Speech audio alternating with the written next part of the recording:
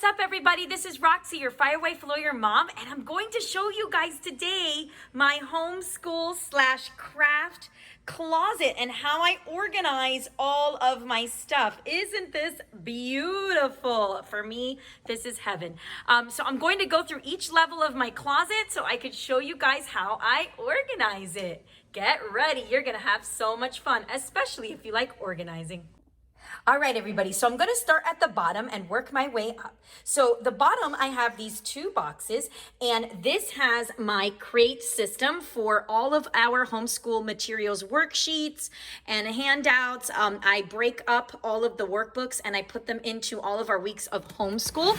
And if you want to check out more about this, I have more information on my homeschool curriculum organization video, and I'll link that in the description box below so that you guys can see that. Then over here, I have another box. This is a little reward chart that I have here. I have another little box here, and this one has all of my kids' textbooks.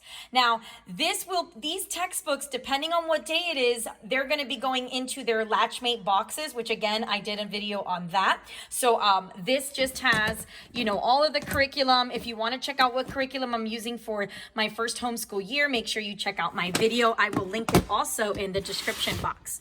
Okay, the next level, I have crafting stuff. So I bought these amazing little boxes, and you can buy them on Amazon, and I will link them in the description box. And I actually made these labels myself. So if you notice, there's a lot of Etsy stores and stuff that sell these labels. Well, guess what? I made these myself for free.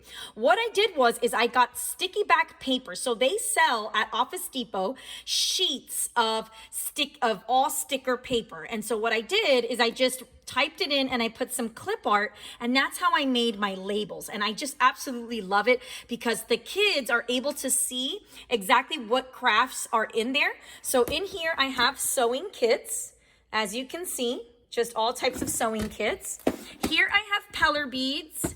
Now, again, you might ask why I have all of these things, and it's because we are, during the week, a no-screen family, so I only let my kids watch for about half an hour to an hour during the week, so they go through this closet when they need to do something when they're bored, and so that's why I have all of these things, because if I'm going to make that restriction in my house, I want to make sure that they have enough to do.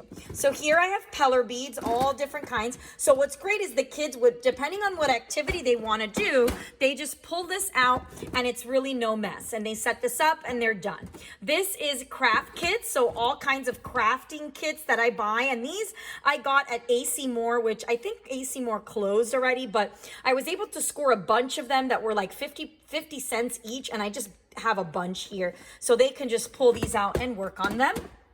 And then here I have some other crafting kits, just all different types of little mosaics that they can do with stickers and all kinds of stuff. Then over here, I have pom-pom balls. Now, I use pom-pom balls just not only for crafting, but I also use it for fine motor skills. And what I do is I bought a big pincer grasp, which I will show you coming up, a little pincer grasp for kids, and my child takes these little balls and makes different types of art with them. So it's really cool and works not only as an art project, but as fine motor. Then here I have all of my pipe cleaners. Again, I made all of these labels on my own, and you can do so as well. Then on this side, I have stickers, so a bunch of stickers, different sticker art type of things. And just random stickers that they can use if they ever want to make a project. I have here some beads, and so trying to move things around here. So I have beads, like all different kinds of beads that they can make bracelets and necklaces and all kinds of things there. Then here I have bracelet making. So those are kind of more like little jewels and things to make bracelets. And the next shelf I have is more crafting stuff. So here I have wood crafts. So these are all different types of, hold on, let me take some stuff out before I could show you. So these are all wooden crafts that they could use to paint, to color, little masks. I get all this stuff at the dollar store, or I get it at different craft stores when there's a sale. Sorry about the camera a little bit. Okay, so then I have here stamps, and my kids love stamps. I just have all different types. We usually get these a lot for birthdays, and I save them all. I just refill the ink pads, but these are great for them to just sit down with pieces of paper and make different stamps.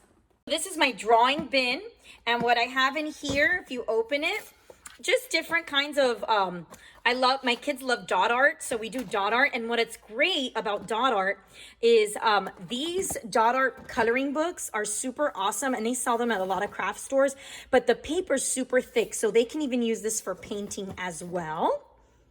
Moving on to the next row, I have here is where I have most of my homeschool curriculum and my shelf work. So shelf work, you could translate that into basically centers or manipulatives, different kind of things. So instead of having a shelf, because again, I'm all about small spaces and not taking up a lot of space, I have this box where I have all types of different shelf work for math, for all kinds of things. And then I also have these little envelopes, if you could see, and they have all different types of activities for language arts and for math and for preschool. I'm going to do a separate video on the shelf work that I have prepared.